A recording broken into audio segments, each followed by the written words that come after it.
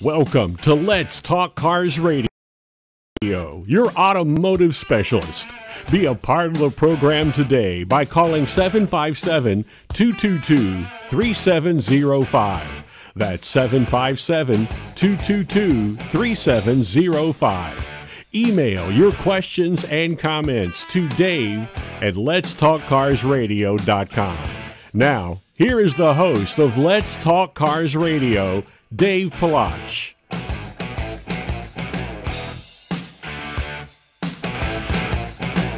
Happy Saturday, America. You're listening to Let's Talk Cars Radio on WKQA Freedom 1110. I'm your host, Dave Palach, and thank you for tuning in with us, hanging out with Rock and Larry Cobb. And, of course, Cameron is doing all of our technical work for us. So did you survive the little winter blast we got? Yeah, it was, that's the kind of snow I like. Here today, gone tomorrow. It was slipperier than it was for all the other stuff we got, I thought. I went out on the road and kind of drove just to see what it was like out there, and it seemed like the road was just a little bit more slick than it was when we got all the snow. I didn't drive during it, but the next day it got so warm that it went away pretty fast. Yeah, it did. It cleared up pretty quick on all the roads and stuff. I know they canceled school, and a lot of people, once again, were upset the school was canceled, but I think they erred on the side of caution. So, well, that's what they say, but you have to admit, I would feel kind of sheepish when on Wednesday morning they've canceled school and it's sunny and nothing's happening. Well, you know what? It goes back and forth. We talked about it, in a couple of different shows, even over the years and stuff.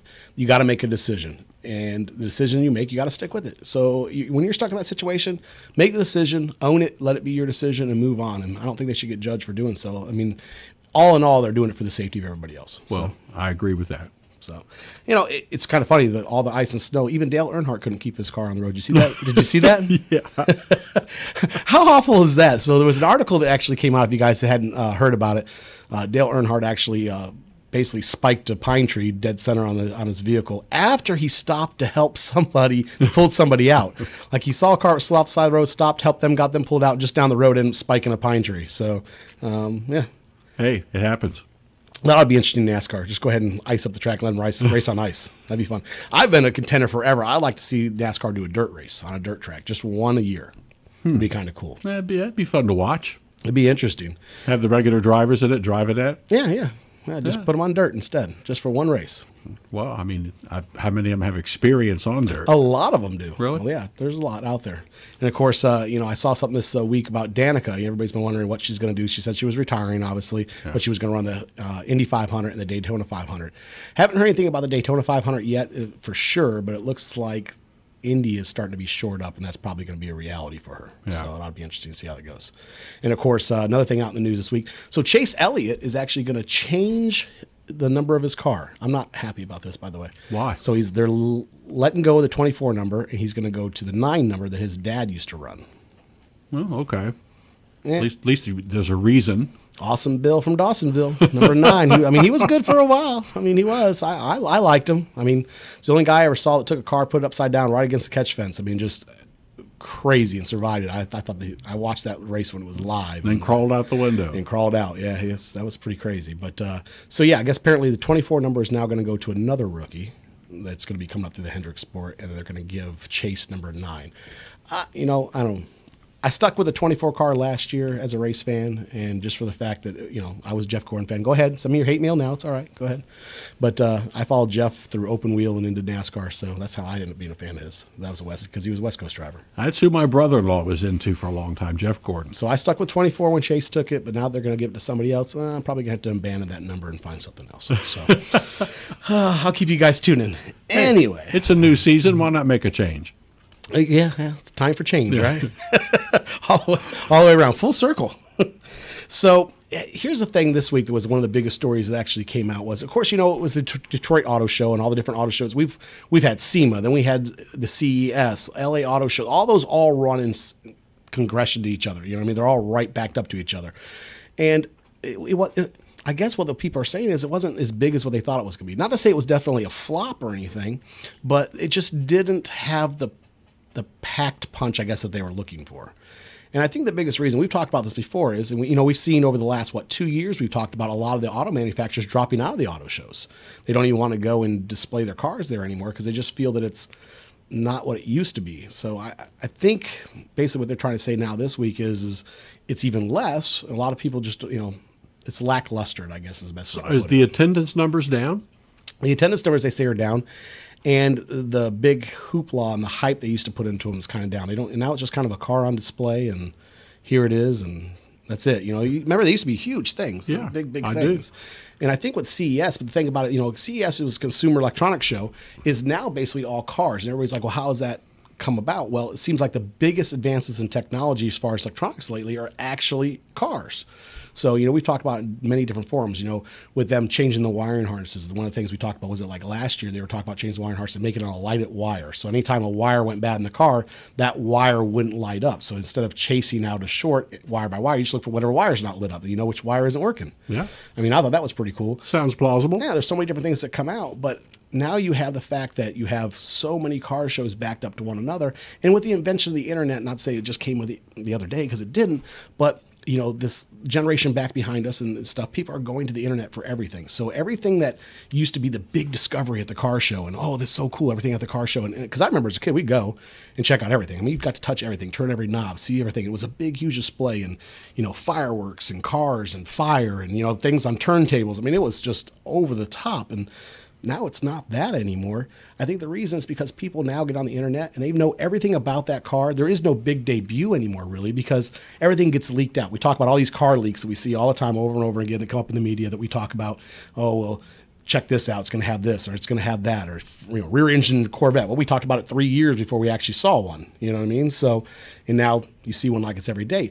The internet kills that big surprise, I think, for the auto show because everybody's already heard about it or seen it, or pictures have been leaked, the story's been leaked. So there is no big, huge moment anymore at a car show.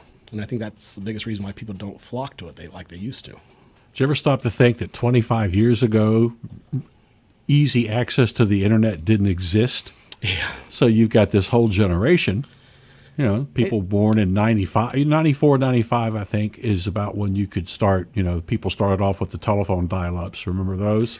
Okay, so yes, I do remember that. I'm dating myself a little bit.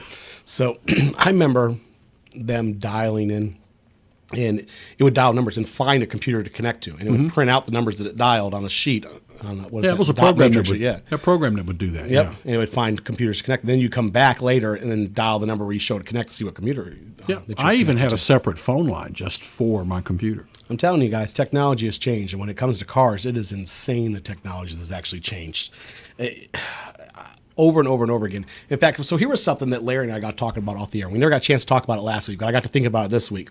So with technology changing in cars, and everybody's favorite subject, or some people's not so favorite subject, but autonomous vehicles, self-driving vehicles, vehicles that drive themselves, the vehicle that has no person in the seat. Did I cover all the? You covered them all. And we joke about it because everybody has their term for it. And every time we call it one, somebody goes, no, it's called this, or no, it's called that. So we're going to make sure we cover that every time. We'd be corrected. Yeah, we've been corrected many times. So I think the thing that we got to talking about was, okay, so you're no longer going to have a driver. And then some of the cars that are actually out there are no longer going to have a steering wheel. They're no longer going to have a gas pedal. So Larry said, well, if you have all these cars that drive themselves, what do we need the need for blinkers or headlights or taillights or brake lights or even horns anymore? Yeah, what do you need a signal light for? Well, yeah, if the cars, because basically the cars are talking to each other. They all know where they are on the street now. That's the technology and the way that it's working.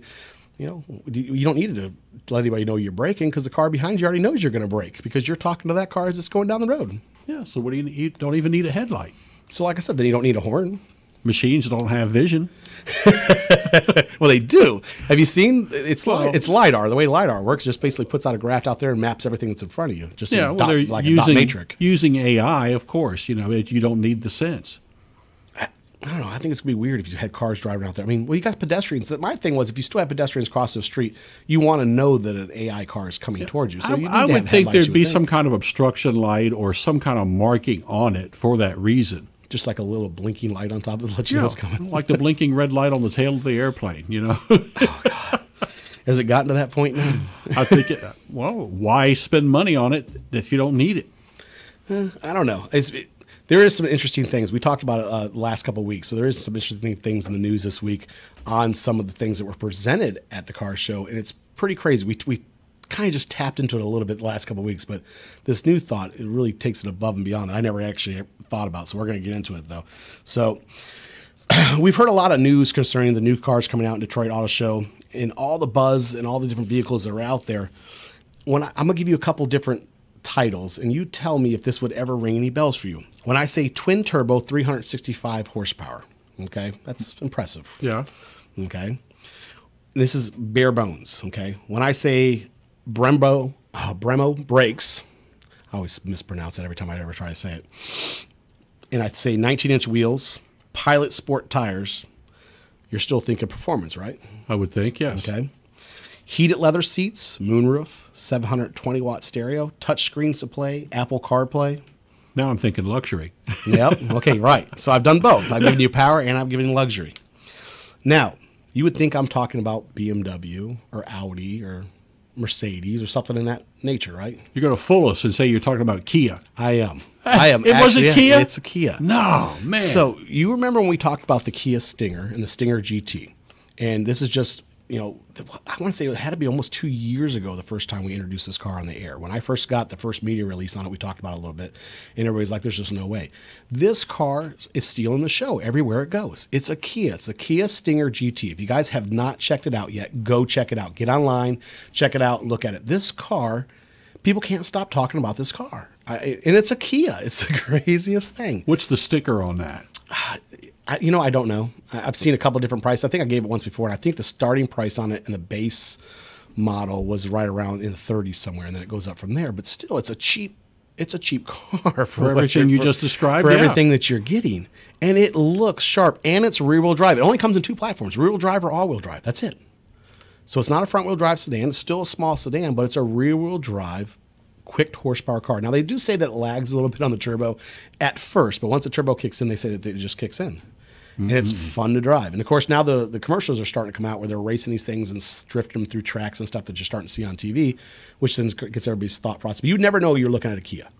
But at the last 3 shows that this car has debuted at, and it debuted last year when they first showed it actually in its thing. I saw a lot of the media releases because that's just what happens when you got media stuff. You get all the releases from everything comes out. So I had seen it before it actually started making its debuts. But, I mean, this isn't – people – they're mystified by this. They cannot figure out how Kia, of all cars, is the one stealing the show. They snuck in there. He literally snuck in there. They really did. It's I don't know, man. It's absolutely crazy. I mean, I've seen one up close now, and it's actually it's a cool car. It is. I gotta admit, even though it's a Kia, it is a cool car. You'd buy one, wouldn't you? Yeah, I probably would. You know what? I probably have to keep it hidden in the garage. My friends wouldn't be able to see it because I get joked for owning a Kia. But yeah, I mean, I probably would own one. I mean, it's just you don't find that much fun and performance in a sedan, first of all, and rear-wheel drive on top of that. It's kind of a cool car. It sounds like it. I might have to take all the Kia badging off of it and just drive it plain with no badging on it. But I mean, it is kind of a cool car. But yeah, I mean, that was the biggest push out of the auto show was everybody kept on talking about the Kia. It's everywhere. Everywhere you look, if you click on the internet, anything release, any of the companies that went to the auto show and checked it out, it's Kia this, Kia that, Kia this. I mean, it's incredible. I never in a million years thought that Kia would get to that point. You know, it's funny because this takes us back to the days for some of you older guys that remember when Hyundai got introduced, and Hyundai was the laughing stock of everything, and now they're not. I mean, they got a really premier car, with the Genesis models out there now that is incredible too. I remember those days. Yeah, things are changing. One thing that isn't going to change is we got to take a quick commercial break. When we come back, we're going to get into some of the readers' letters. We'll talk to you soon. You're listening to Let's Talk Cars Radio with Dave Palach here on Freedom 1110 WKQA. Your vehicle has let you down and you need to get it moved pronto. Who do you call? Quality Towing and Recovery in Portsmouth. Whether it's a breakdown or auto accident, Quality Towing and Recovery will be there quickly to solve your problem and with courteous service and reasonable rates. When you're stuck, don't worry about it. Call Quality Towing and Recovery in Portsmouth, 237-5050. That's Quality Towing and Recovery, 237-5050. You became a nurse for a lot of reasons. You care about people and you love taking care of them. Being a nurse is who you are. But today, many medical facilities require nursing candidates to have bachelor's degrees. So you're probably going to want to have that degree. But you work. You may have a family. How can you possibly fit getting your bachelor's degree in your already tight schedule? With the online RN to BSN Bridge program at Independence University, our online learning model helps you balance your work, your family, and your desire to move up in your nursing career. Class sizes are small and personal, and we're 100% focused on helping you through the program so you can earn your degree. An IU's online RN to BSN program is accredited by the Commission on Collegiate Nursing Education. Our goal is to help you achieve your goals. Independence University's online RN to BSN program. Call now. 800-797-1256. 800-797-1256. 800-797-1256. That's 800-797-1256.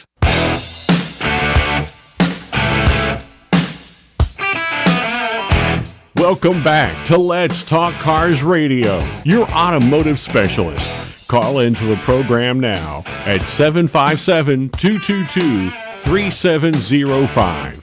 Now, here is Dave Palach. Welcome back, America. You're listening to Let's Talk Cars Radio on WKQA Freedom 1110. I'm your host, Dave Palach, hanging out with Rock and Larry Cobb and Cameron, doing all of our internet and work and watch our feeds and our texts and all that kind of stuff. So before we went to commercial break, we were talking about all the different stuff at the auto shows and stuff, and how everything's changed, and it is crazy how that world just is sitting to spin. And like I said, we were talking off the air about, you guys heard us covering about the China cars that are actually trying to come to America, and it's been a big push for a while. And believe it or not, there's been a stay on it not to bring them here. And the biggest reason I think is because the pricing points of what they wanted to sell them for are just astronomical. I mean, they're, as far as on the low end, they want to sell them for like next to nothing. And I think it would just totally completely change the way we do business here in the United States if they release those cars. I think you're right. I mean, at one point in time, they talked about bringing a 9-passenger SUV to the States and trying to sell it for like between $9,000 to $10,000. At that point in time, it's a throwaway vehicle. You could buy it, drive it for 2 years, throw it away, and go get another one. And it wouldn't hurt your feelings at all. It just wouldn't. So, I mean, I think that's the biggest reasons how it would affect the economy. Well, for $9,000, I want more than 2 years. Really?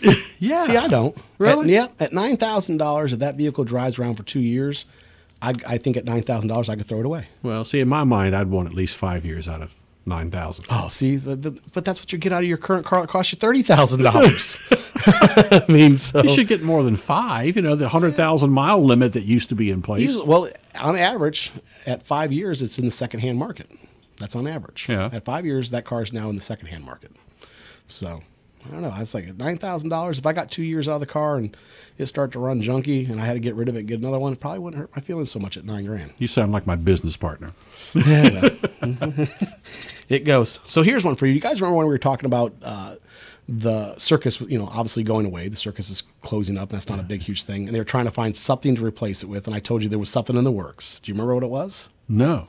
Fast and Furious, the real live show. A live show. A live show.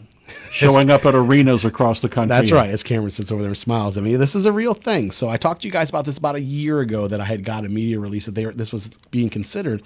And I guess it's fully developed now. So Fast and Furious has a live arena show that they plan on bringing to coliseums. They don't have any tour dates released in the United States yet, but they are starting it overseas first because I guess it's an overseas-based show. But it is planned to eventually come here to America. But it is basically scenes from the show that from the movie that they've actually made into the show. So like the tractor trailer scene and where they jump from cars and they slide underneath the tractor trailer, stuff like that they plan on I guess kind of just duplicating some of these scenes and doing them live for people to see as like a circus show. There's something I've wondered about, and I've wondered it even beginning with the monster truck shows. How do they get all the carbon monoxide out of the arena? I don't think it's that. I mean, there's open air, so there's ventilation systems and stuff inside there. They must have one heck of a ventilation system because Well, if I you would got imagine. a pile of them, that's putting out a lot of carbon monoxide. Well, it's just like when you go over here to Hampton Coliseum, you smell the race fuel. I mean, it is intoxicating if you like race fuel. I mean, you could smell it. It is strong in the air when they run the monster trucks over there. I come from the West Coast where, we ran monster trucks in huge stadiums, you know what I mean? And one of the stadiums with the biggest Sam Boyd, that's an open air stadium anyway. So. Yeah. Well, open air I get, but I mean, these enclosed, like if you ran something over at Scope. Right. Yeah. Like I said, they're trying to think of a lot of things out there that are car related to bring them. I mean, you have Nitro Circus getting ready to come to town. I guess pre-order tickets start at like January 22nd, I think it is, or something like that. So that's coming. So that's kind of cool. If you never saw the Nitro Circus guys on TV, they're now an inside arena show too. So they used to have a TV show. So I mean, things to replace the circus. Hey, anything that's got an engine and and wheels, you got my attention. I don't care what it is. Here's a funny one for you.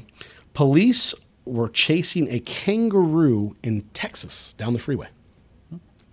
Okay. Did you see this video? No. How did a kangaroo get to Texas? Somebody had it as a pet and it got out of its enclosure. I mean, here's the funny thing. So we were talking about this week when I saw the story first come out. Could you imagine calling your car insurance and going, yeah, I'd like to report some damage to my car. A kangaroo hit it on the freeway.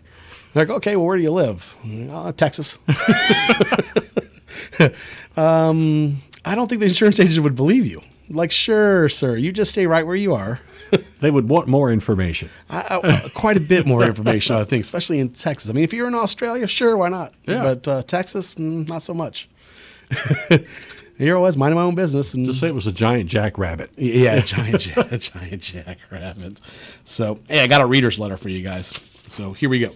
Hey, guys, after all the slide in the last few weeks, I think it's time for tires. I had my car in for an oil change and they gave me a few options. Basically, it's a good, better, best selection, but I'm wondering what you guys think is a decent tire. Mark in Norfolk. So funny how people don't ever think. Once again, people don't ever think about tires or windshield wipers or any of that thing until it gets really rainy outside or it gets really slippery outside. Then all of a sudden the tire questions come. As far as tires and things I like, to me that's an open-ended question. Do you have a particular brand that you like that you've used over the years? Michelin. You like Michelin? Mm-hmm. I've had very good results with them, long-lasting. See, I go two different ways. So on a car, I like Goodyear on a car, and I like BFGs. So on my trucks. Mm-hmm. So it just really depends on what kind of vehicle it is. You're right. There is a good, better, best. Any tire place you go to usually will give you your good, better, best. I used to be a General Tire guy. I used to like General Tires.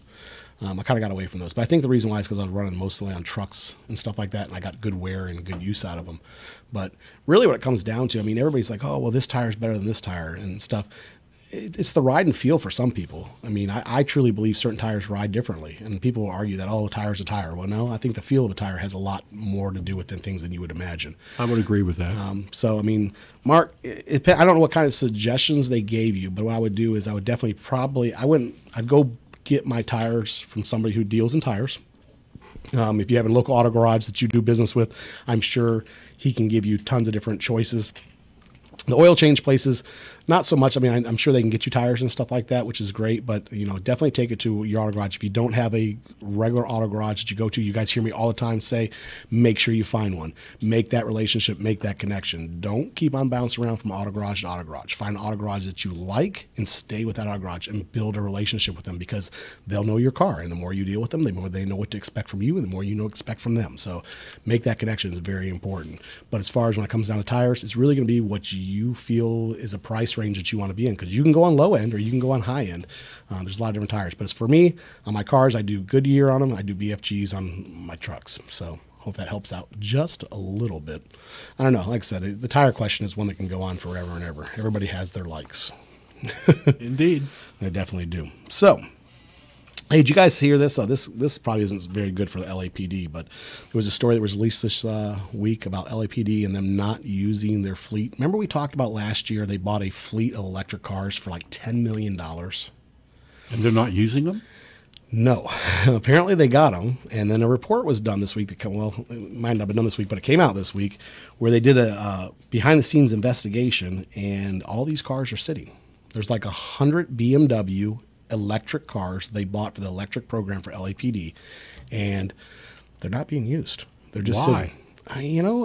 I really don't know. I can't answer why they're not being used, but the only uses that they saw being used were for personal use. They followed one of the commanders or something like that to go get her nails done in it. And Are these cars marked? no, they are, but they're not. So they're not like, when we talked about, they were talking about buying these cars and use them in non-emergency situations for the police department. They were going to use them for everything that wasn't non-emergency. And it was a great idea when the story released. In fact, Curtis and I went back and forth kind of arguing about it, if you remember correctly. So, but they bought them and they've had them and they're just sitting in the parking garage. And the only time they ever see them come out of the parking garage is where people take them and use them for personal use. It's a lot of money. Like to go get lunch and stuff. So they've been watching the garage and they've been following these cars. And they go out and go get lunch. They come back to the garage with them, and that's it. So they're not being used. In fact, they confronted the one lady who went and got her nails done, and she said she had no comment. I bet she didn't. I would think somebody's asking questions on that one. You would think, I mean, I thought it was a great idea. I mean, basically it was them taking a look. You know, there's a lot of people who have looked into this, but LAPD was the first one to step up and decide that they were going to go ahead and get involved and do something different outside the box. But $10 million of taxpayer money to buy a bunch of cars and then sit on them and do anything. And apparently you're supposed to get like 100 like every year or something like that for like a couple of years is what the program is. So, but they had cars still sitting with 200, 400 miles on them. That was it since delivery.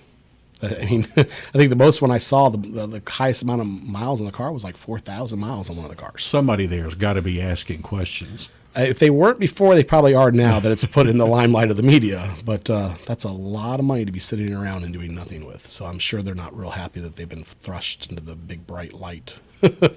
As a taxpayer, I don't think I'd be happy either, would you? No, I probably wouldn't. And here's another story that came up from earlier this past year. Do you remember when I talked about the vehicles that were armor plated becoming like a big, huge thing? Mm-hmm. And there's companies that are actually building these vehicles. And if you guys don't know what I'm talking about, there's companies that are actually specializing in taking, some of them are building them ground up, and then some of them are taking like, let's say like a Ford F650 and then building it into an armor vehicle that's an everyday drive vehicle. So basically think about a luxury vehicle that's armor plated. Some of them are 6-wheeled vehicles, and they're making them everyday vehicles to drive your kids to school and everything else in, but they're like, they can take ballistics to the doors and all kinds of stuff. And we thought it was kind of an odd thing. Well, lo and behold, at the auto show, a rendition of this shows up to be cast out there to the market to actually start, instead of it being such a personalized vehicle, which it's not even really as personalized as you think it is anymore. There's a lot of these things being built, and a lot of companies specialize in this now, which mystifies me because, I mean, here in Virginia Beach and Hampton Roads area, Norfolk, Portsmouth, I mean, I don't see a need to drive around a bulletproof vehicle. Well, that's the key. I'm sitting here wondering, what's the need? Right. So at the auto show, they released one, meet the USSV Rhino. And if you guys haven't seen this, go check it out on the internet and pull up the picture. It's the USSV Rhino. And it is basically like an F650 it kind of looks like a Humvee and a large Ford truck merged together, just look like a car-crushing, drive-over-anything, everyday luxury vehicle. So inside it's built like it's a luxury car, and the outside just looks like it's like something that come right out of the Iraq desert. Wouldn't all that armor plating really add to the weight? It does, but this is something that apparently there is a huge market for this. I mean, it's funny because we, like I said, we talked about it last year and kind of joked about it, but the market continues to grow for these vehicles, and I can't understand. I can't wrap my head around. I could not imagine driving an armored vehicle to work every single day, or driving to the grocery store, or taking my kids to karate in it, or whatever it may be. But this is somebody out there really does want to do this, so they're building them, and they actually showed this thing at the auto show. When normally this is a vehicle that would show up like in a specialty show, but not anymore. This is becoming mainstream. I mean, I can't believe that's going to catch on. That's something the to gas watch. mileage alone, though. I mean, yeah, that's what I was thinking about the weight. I don't know. I mean, somebody is very interested in driving these vehicles for them to really cast it this forward for people to start seeing it at an auto show. I mean, that's quite a bit. So, like I said, if you guys haven't checked it out, the USSV Rhino, go check it out online, look at the pictures of it, and tell me what you guys think. Text us, email us, all the different things you guys do to get in contact with us. Don't forget, we're also on Facebook Live. We've been doing live quite a bit recently. It has blown up more than we ever thought it was. So go ahead and like us, follow us, comment on it, whatever y'all want to do. At this point, we're going to take a quick commercial break. When we come back, I got some more letters. We'll talk to you soon. You're listening to Let's Talk Cars Radio with Dave Palach here on Freedom 1110 WKQA. Your vehicle has let you down and you need to get it moved pronto. Who do you call? Quality Towing and Recovery in Portsmouth. Whether it's a breakdown or auto accident, Quality Towing and Recovery will be there quickly to solve your problem and with courteous service and reasonable rates.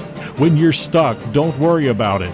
Call Quality Towing and Recovery in Portsmouth, 237-5050.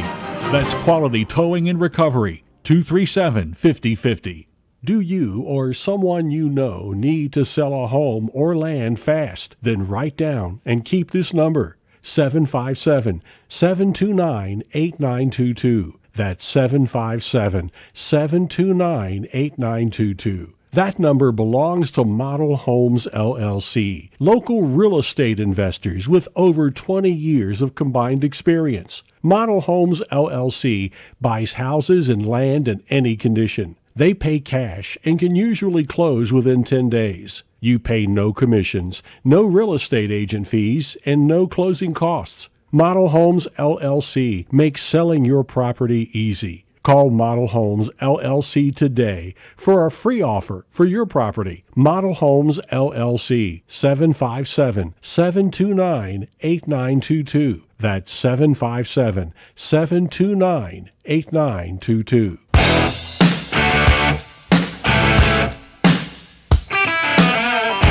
Welcome back to Let's Talk Cars Radio, your automotive specialist. Call into the program now at 757-222-3705.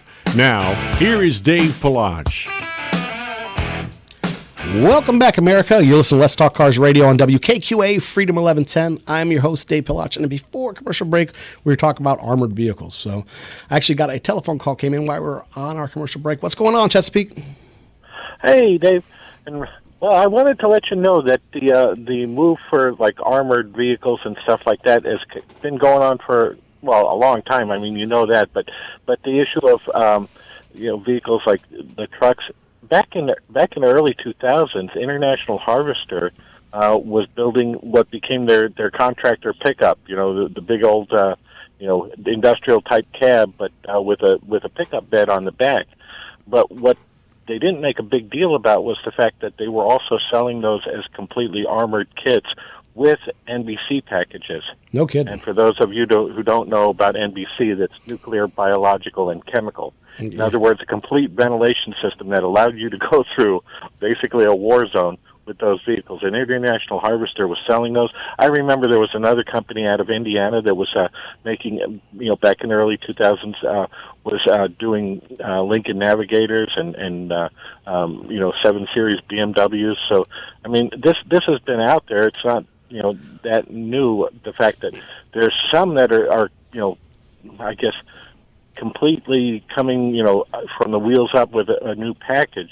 They are. Basically what it is now. Those are interesting. Those are interesting. They are. If you take a look at some of these pictures, these things that they're coming out with now are these huge trucks. And most of these trucks that we're seeing hitting the market now are actually, a six-wheel vehicle, 2 wheels in the front, 4 wheels in the back.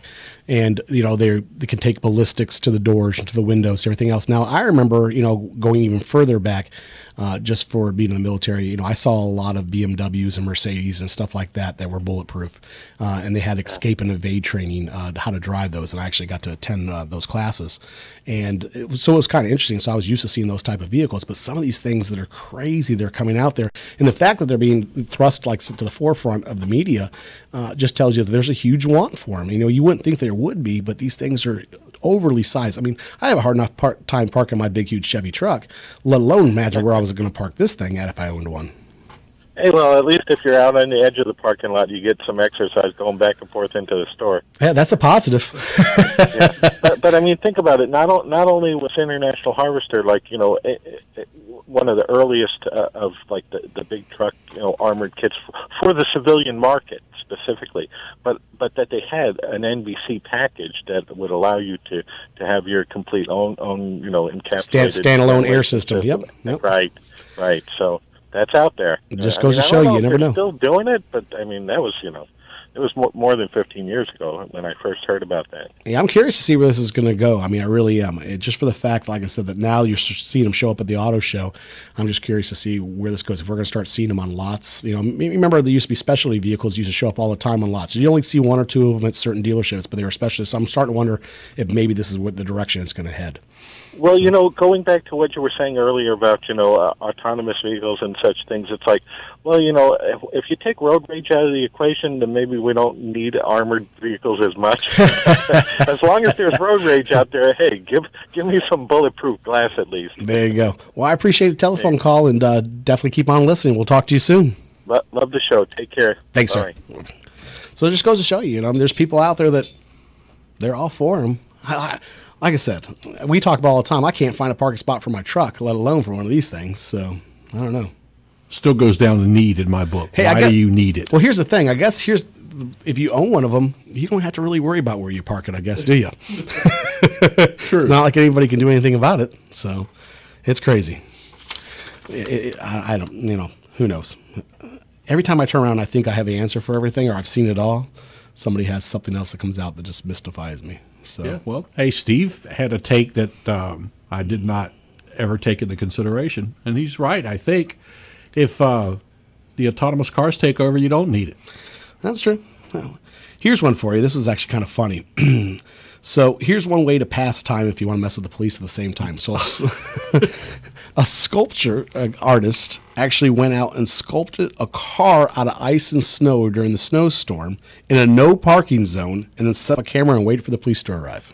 And sure enough, they did, as if it was like clockwork. They get a ticket? He's got a picture of them standing outside of it, looking at it, and it just looks like maybe somebody plowed like snow up around the car, and it just kind of formed the shape of the car where the snow is. But it actually is a sculpture that was carved out of snow and ice.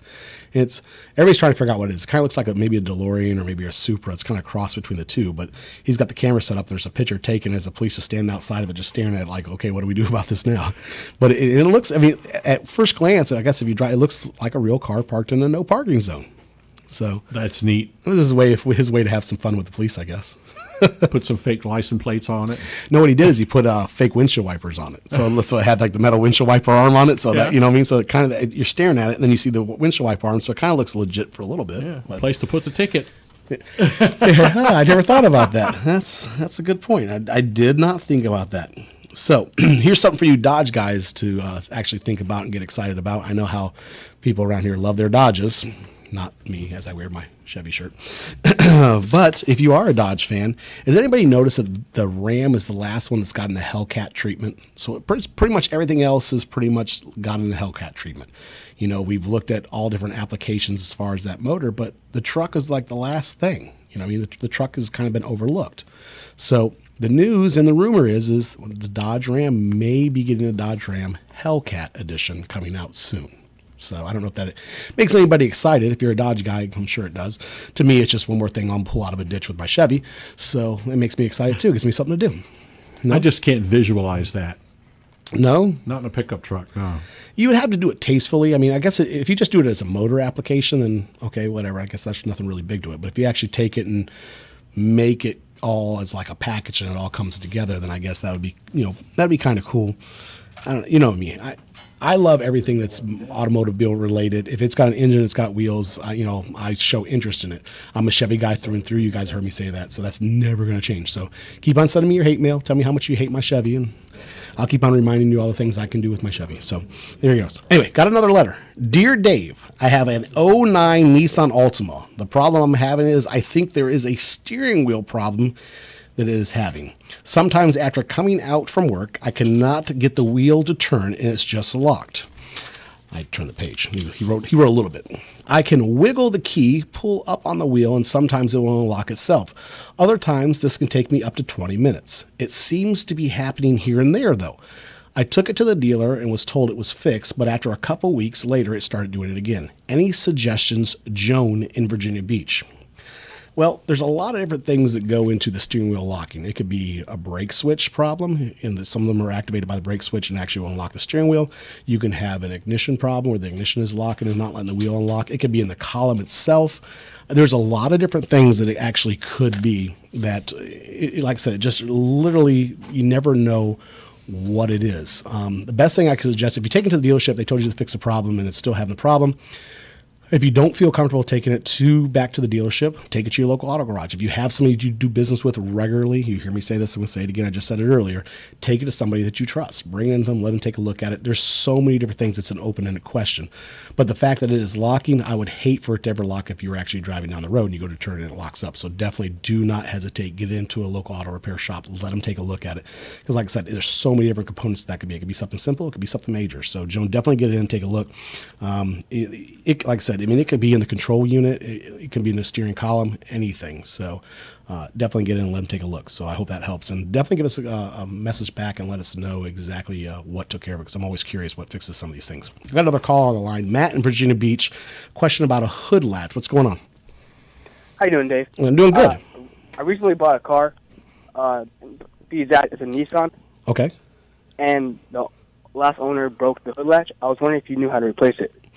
Well, if it's the latch or if it's in the wire itself, is it actually just the plastic piece is broken off, or does the wire itself feel like it's broken? It's the plastic piece. It's the plastic piece. So if you like put a pair of vice grips on the wire, you can still pull and open up the hood latch itself? Yes, sir. It can be replaced. Basically, what it is a wire assembly. You buy it with the latch and assembly and everything else, and you run it through. It definitely can be fixed. It's not a huge issue. It's more time-consuming than it is anything else. But take it down to your local auto repair shop. Is this something you want to do yourself, or you're looking to have somebody do it? Probably do it myself. You can order it in. You can go down to your auto parts store, go down to Napa, and tell them exactly what you're dealing with, and let them take a look at it, get that part ordered in, and just pop it in. If you get to the point where it's a little bit more work than what you think it is, then definitely 100% take it to your local auto garage and let them help you out and get it squared away for you. I mean, it's a pretty straightforward repair for that. It's not that hard. A lot of times, and I knew some of the companies back then used to have where you could just replace the plastic. If the wire was still in place and it's a fixed wire that's on a bracket, you could actually pull the wire up, replace the plastic piece, and connect it back on and click it back in place. But I can't remember if you can do it on that one or not. And I don't believe that you can. So hope that answers your question, Matt. Yeah, it definitely answers the question. All right. Well, thank you for calling in. If you have any more problems, give us a holler. Yes, sir. Thank you. Thank you. So there's so many different latches and assemblies and the way that they work. I mean, basically it's all the same thing. It's just pressure and you pull on it. But I know there's, back in the day, you used to be able to pull it up in the wire and replace that little plastic lever that used to go on the end of it. But I think nowadays they're selling it as a whole assembly for a lot of the different cars. Of course, in the old days, you didn't have that. You just did the latch under the hood, raise it up. Look at here, Father Time. Pull out your stick and prop it up. There is a lot of different ways. There definitely is. So here's something that's kind of interesting. So Toyota, okay, has noticed something that most of us probably have overlooked. Do you realize the small 4x4 market has gone away? I haven't paid attention to that. There's really only one big contender, and the true four-wheel drive off-roader, Jeep is about the only one out there that still exists, truly, in a small SUV. So Toyota, is starting to look at it, and they're like, hey, we realize that there may very well be a market out there for this that we've let slip by. You remember there used to be a couple different small four-wheel drive SUVs that were truly made for the trails and stuff like that. And over time, people just got away with it. The truck and the SUV is completely overshadowed everything. It's taken off like wildfire. Back when you couldn't sell a truck or an SUV because the gas was so high, nobody wanted one. It has now dominated the market again. But has left Jeep to run away with the show, basically. Well, those 4x4s were fairly popular, were they not? They were the smaller ones, but the market just went away for it. People just stopped building them. And now the only person that really, truly has a dedicated small four-wheel drive vehicle is Jeep. So if you want one, you have to go that way. Right. So now Toyota's like, look, we've noticed this, and we're thinking about, so they're actually starting to put development into place, and they're thinking about developing just a niche vehicle for the off-roader, just like Jeep does. So Jeep, hang on tight, you might have some competition coming. Create a whole new name for themselves. Well, you remember they did the FJ Cruiser, a couple of years back, and that was a niche market. You didn't see a whole lot of those driving around, but there was a following. People bought them, and there was a following. There was a guy across the street from me that had one. I noticed a couple of his friends would show up and had them too. So obviously that was definitely like a little group, like Jeep. What is the tag like? Jeep. It's a Jeep thing you wouldn't understand or something like that. It's with the little sticker that you see on the back of them and stuff. So Toyota's thinking, why not create our own little market that's dedicated 100% to small four-wheel drive vehicle that's made for the off-road. That's just so happened to be driven on the street too. I don't know. Well, I guess we'll find out. Well, Toyota's been very successful in almost everything they've done. I mean, every time they come up with something new, I never thought the Sienna van would take off the way that it did, and God, that thing sold like was going out of style. Yeah, but I like those. I like the way they look. A lot of people did. I'm telling you, I remember when you could not keep a Toyota Sienna van on the lot. You couldn't. They were out of them, and you had to order them, and you were waiting forever to get one. And I don't know. Toyota's very, very smart. I'll talk about smart. I got something that's unsmart, but we're going to go to commercial break because this little segment went by very fastly. So I'm going to take a commercial break, and when we come back, video footage of a car stuck 2 stories in the air. How did that happen? We'll talk about it soon. You're listening to Let's Talk Cars Radio with Dave Palach here on Freedom 1110 WKQA. Your vehicle has let you down and you need to get it moved pronto. Who do you call? Quality Towing and Recovery in Portsmouth. Whether it's a breakdown or auto accident, Quality Towing and Recovery will be there quickly to solve your problem and with courteous service and reasonable rates. When you're stuck, don't worry about it. Call Quality Towing and Recovery in Portsmouth, 237-5050. That's Quality Towing and Recovery, 237-5050. Do you owe $10,000 or more on at least 2 federal student loans? Then you may qualify for new programs offered by the Department of Education. These programs can reduce your interest, lower your payments, and possibly qualify you for loan forgiveness. If you have $10,000 or more and at least 2 federal student loans and currently not in school, you may qualify for one of these programs. Call now to check your eligibility. Student loan advisors are standing by to help you determine if you qualify for these new programs. They can help you reduce your interest, lower your payment, and even forgive a portion of your student loan debt. Take control of your financial future. Make this free 5-minute free call now to Nationwide Student Loans and learn how you can reduce your student loan debt. 800-215-6817. 800-215-6817. 800-215-6817. 800-215-6817.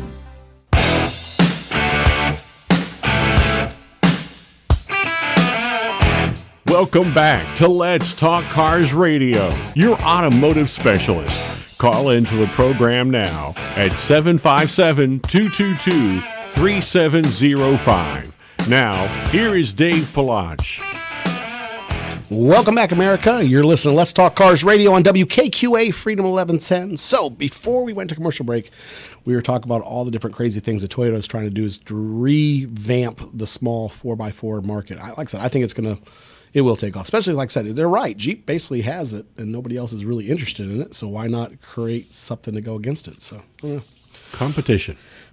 So the video I was telling you about, did you see the video where the car's 2 stories up in the air on the side of the building? It was 2 stories up? Yep.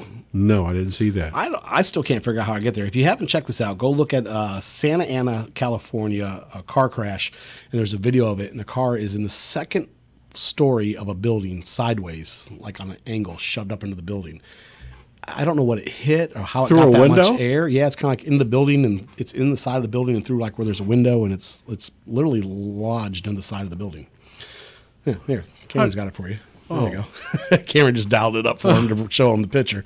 But yeah, that's the question. How did that get there? How does it get there? I mean, was there like an off ramp or something? You'd have had to catch some serious air to get up. I mean, they're taking things to new heights. Maybe they were messing around and they just put some ramps up there. Let's see if we can get up to the 2nd story. I don't know. I saw the picture. I was like, how does that even happen? It's like somebody sent me a couple weeks ago, and it's like it's supposed to be a comedy. It's like roundabouts. Who needs roundabouts? And it's a car that comes a roundabout at like 80 and never tries to make the turn, just hits the roundabout and goes airborne over the roundabout and lands and keeps driving. I was just like, wow, okay, that's pretty interesting. Here's one that'll have you make you thinking. Automakers are actually taking into serious consideration designing purpose-built vehicles. Now, we've talked about this, right? Mm-hmm. Okay, and it's in the news twice this week, and we have another one that's coming around. But they're talking about for Uber and Lyft, building cars purposely for Uber and Lyft, which means beefing up the back interior so it can handle people getting in and out of it more, making the interior thicker so it doesn't wear out as quick. Bring back Checker. You know what? This is exactly what I thought about. I was like, you're going to build a purposely built vehicle. But they're thinking because so many people are taking their personal vehicles and turning them into Lyft and Uber drivers, that they actually are seriously considering making a car that's purposed for that type of job. I mean, you know what I mean? Basically taking the car and just beefing up the back of it so the kick panels are stronger, stuff as people getting out and their boots kick against the plastic and stuff. The car won't tear up as easy. Yeah, it makes sense. Does it? Yeah, it does because, remember those old, that's why I thought of the Checker. Those things took so much abuse and they ran for years. And when I was a kid, there was still tons of them out there running around. It wasn't that many years ago. They finally faded away. Yeah. But, the fact that you have realized that the generation that's coming up now has no interest in driving. They just want to get from point A to point B. You're not the normal. But the fact that that's all they care about, they don't care about driving themselves there. They just want to be able to hit a little app on their phone and have someone come get them and take them to where they want to go. As long as they get there, that's all they care about. That the audio manufacturer is now going, wait a minute, let's go ahead and design a car for this so somebody who's into that career can buy it and they know that it will last. I mean, the world is changing, my friend, very quickly. Yeah, the key word is quickly. Quickly. too quickly on some aspect. I mean, when automakers go, okay, this is what we're going to do. We're going to start building a car, and it's going to be for Uber and Lyft drivers only, because that's what they need. You know what I mean? It's like, what? Okay. I've heard about revamping, a manufacturing plant, but not for that purpose. Made for the dedicated Uber driver. Yeah, right. I guess that's the sticker you put on it when you sell it, too. Right. Strange. So the auto show showed us so many ideas that it's interesting to me, and we talked about this a couple weeks back, and we talked about it again last week. We touched on it a little bit. That, you remember how I told you, what about having a pizza place roll up to your door and serve you a pizza? Mm-hmm. Okay. And we kind of, we chuckle about it because it just seems so odd that that would be the case. Well, now they're talking about that same platform. And if you haven't gone and looked at this, I don't even know what to call it, this truck, this rolling building, you guys laugh when I said docking living rooms. I mean, this is basically the same idea. If you think about it, remember when we joked about it and I said, look, you can have a living room that just undocks, drives you to the store. You step out of your living room, you go do your shopping, you step back in your living room, and your living room drives back to its property and redocks. And we thought that was crazy, right? Yes, I did. Okay, well, this is basically that idea. I mean, as we laughed about that, and if you guys know what I'm talking about, I have joked about this for years because the self-driving vehicles, autonomous vehicles, anonymous vehicles, vehicles without drivers, I got it all. So that are out there, the ideas have become so crazy that I was like, why don't we just have a living room that docks itself? And what I meant by that was the living room just undocks. It drives you while you watch TV to where you want to go. You step out of your living room, you go do what you want to go do. You step back in your living room, and your living room drives you back home. And everybody thought, oh, that's real funny. Well, here we are a year later, and that's basically what these people are talking about. What I'm talking about is, go look it up. Toyota has this purpose-built vehicle that they wanted to develop that is now gone from kind of just an idea of maybe just being like quick pizza delivery to now it being your rolling barber shop. So the barber shop just is on wheels and it's driving around town. You get on an app, you say you want a haircut, and this thing drives to your door and you get a haircut. You step onto this and it's just a building on wheels and you get a haircut, and it can go do maybe some laps and pick up some other people while it's cutting your hair and drop you back off at home. If that isn't strange enough for you, let me take it one step further. How about you feel like playing blackjack? You hit an app and this building rolls up, you open it up, you step in and sit down at a blackjack table. The doors close and you go for a ride playing blackjack around town. I can't conceive that. I just can't. This is real. I'm not making this up. If y'all don't believe me, go look online. This is a real thing that they are talking about developing. They're just big rolling buildings. They're a car, but it's like a building, and it rolls on these big axis wheels, and it just rolls around, and it's the store will come to you. Let's say it's like a little boutique dress shop, and you're thinking about you want a dress. You hit an app. If you're female, you say I want a dress, and the store comes rolling by your front door, and you can step out, walk right into the store, do your shopping, and walk back in your front door, and the store rolls on. How big of a unit would this thing be? The same is thing. Is it going to be able to navigate like residential streets? Yeah, it would be. It is. It's not that it's huge. It's about the size of your normal box truck. But the way they designed it and they tucked the wheels up underneath it and everything like that, it's more compact. It's the same thing. Remember the picture I showed you of the Pizza Hut, the rolling Pizza Hut store kind of idea? Yep. It's that same big, huge mass. It looks like the movie from, what was that, AI was the name of the movie or whatever it was, where I told you it turned sideways and all the robots jumped off it and started attacking Will Smith when he was driving the car. Yeah. It looks just like that building kind of thing, but it's just a smaller version of it, but almost the exact same idea. Well, if the millennials are going to be buying everything online, then they won't need a dress shop. They'll just still buy online. No, this is the reason. They're actually thinking about doing this because the fact that people buy so much things online because they don't want to leave their home. Okay, that's why they buy online. They want to leave home. So what about bringing the store to them is now their new idea. If they won't leave home and they're destined on buying things from home, why don't we just bring the store to them? A store that can roll right up in front of their house. All they have to do is step out the door and they can touch and feel. So now you get the touch and feel of the products you want to buy in front of your house, because that's one of the biggest things on the internet that people say their biggest complaint is they like it, but they can't get the touch and feel. So what if you can get kind of both in one? A store on wheels that rolls to you. Well, time will tell on that one, and profitability will tell us if it's going to be viable. Yeah, I think it will be because things are just crazy. I mean, I just think you got to, like I said, you got to look this up. Toyota is the one has built one. There's a couple other companies out there that are building right now, but the first one to really release a good look at one is Toyota. And look for the rolling store. I found it underneath a couple different headlines, but you guys got to remember, a lot of these stories find us in the media. We don't find them. They get sent to us, and then we have them versus trying to go out there and find them. But there is a picture of this thing, and it's crazy looking. It's 8 wheels, and they're solid round wheels that can roll any direction. And there's 2 on each side up front. So you have 4 up front and 4 out back, and they roll around independently, which allows this thing to spin 360 in any direction it wants to. And, of course, there's obviously no driver. See, that probably not. I'm sure. I'm sure there's probably not, because for something that big, you would think that it would have to navigate itself to keep from hitting things and stuff. You would think. Yeah, so, I would think it would make it bigger if there was a cab for it to be driven. There isn't. You got to see this thing. Cameron, see if you can bring up a picture for me of it. It's absolutely crazy. It really is. Like I said, go check it out. If you guys don't believe me, this thing is. It keeps on getting bigger. It's like every week there's a new idea for this thing they've developed. They have a new idea. It is absolutely crazy. You could sell advertising on the side of it, huh? Yep. So here's a funny pun. Don't hold your breath. And if you are, Mercedes said not to be bringing diesel back to the United States next year. So they're going to stop selling diesel Mercedes in the United States. Why? Well, I think that's probably going to have a lot to do with Dieselgate. There isn't a big enough want for it anymore. Now that all that stuff blew up with diesel vehicles and everybody got a bad taste in their mouth, literally got a bad taste in their mouth, that diesel sales are declining in cars. Yeah, and the fuel is more expensive. So they say that it's not worth them. They did not register for the rights to bring diesels back in the United States for the next following year. So don't expect to be seeing them, apparently. And also something changes. If it does, I'll tell you it changed. But I thought that was kind of interesting. I mean, that just shows you how much of an impact that the Volkswagen and Dieselgate and all that kind of had on the market, guys. For the fact that Mercedes just went, you know what? We're just not going to even bring them there and try to sell them. Yeah, just leave it alone and don't go there. Yeah, leave it alone. Let's pretend like this never happened. So I don't know.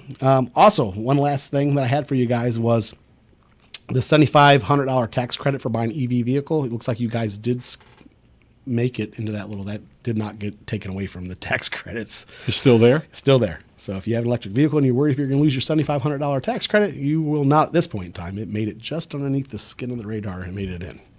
And one last thing that I have, so here's something else. I got a letter that was sent to me real quick that I wanted to do a little bit of research. I'm going to look a little this up because we talked about this before. Do you remember the Craigslist ad and how crazy they all got with car sales ads and stuff? Oh, so yes. Somebody sent me a letter and they were like, what? Basically, his letter was long. That's the reason why I'm not reading it, because it was a long letter. But his consensus was, what is going on in the world with car sales, with people selling their own cars?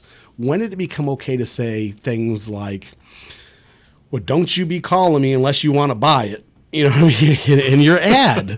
Or, some of the crazy things, don't be wasting my time, better have money or don't come. I mean, we never used to see that in ads before. I mean, you wouldn't try to sell your car and be negative while you're trying to sell your car at the same time. But his letter basically was circled around the fact that this has become commonplace. Like he was looking for a car, and he said almost every ad that I came across was like something just disrespectful as can be about, don't be wasting my time. My number's only for real buyers. You know what I mean? Like, well, you know where he stands. I know what he's talking about, and I understand the fact that he's right. 80s and 90s, you never saw anybody put anything like that in an ad. They would never dare. You didn't want to scare them away. Right. And now it's commonplace. So it's accepted. It is. It's become accepted. I agree with him. I think it's kind of weird. So if you guys don't know what I'm talking about, go look out at the website. The funniest Craigslist ads are actually pretty interesting. And that is going to be our show this week. Guys, it is a Saturday where I'm at. The sun is out. It is shining. The weather's not too bad. Sunday's right around the corner. Do me a favor. Turn off your TV. Spend a little time with your family. Spend some time with the kids. Take them to a car show if there's one around. They'll love you for it. That is the end of our show. We'll talk to you next week. Keep on liking, Facebooking, checking in with us. We love you for it. We'll talk to you soon.